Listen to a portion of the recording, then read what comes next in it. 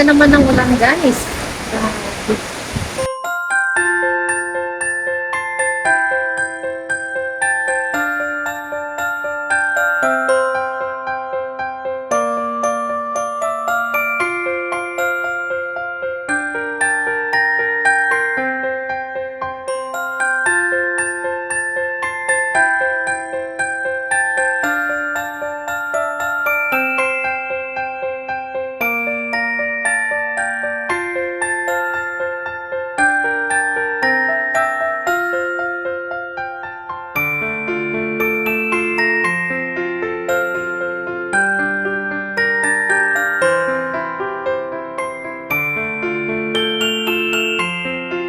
Ayan guys, tapos na yung bagyo dito sa Taipei, umalis na. Pero itong mga iniwan niya, ang daming mga bumagsak.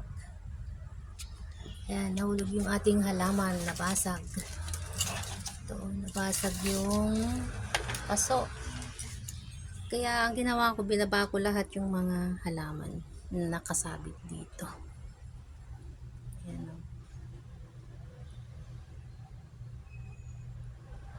Ayan. So, ibabalik na natin kasi wala na yung bagyo.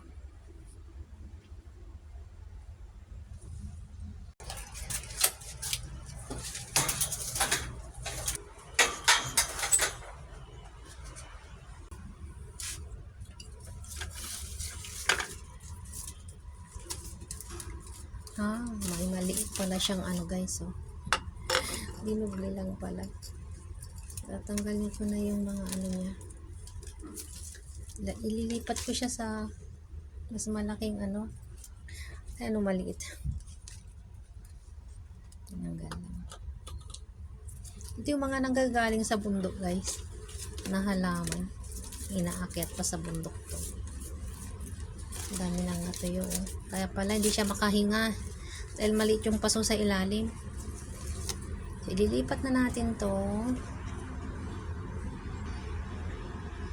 Ito yung dragon fruit na tinanim ko guys. Kaya lang sobra na siyang malaki. Kaya tinanggal na. Ayan yung paso niya oh. Kunin ko lang yung ano lupa. Ilalagay ko sa ibang paso. Itatapon ko na itong dragon fruit na to. Kasi ang ano niya, yung ugat niya ang haba. Wala nang space sa paso.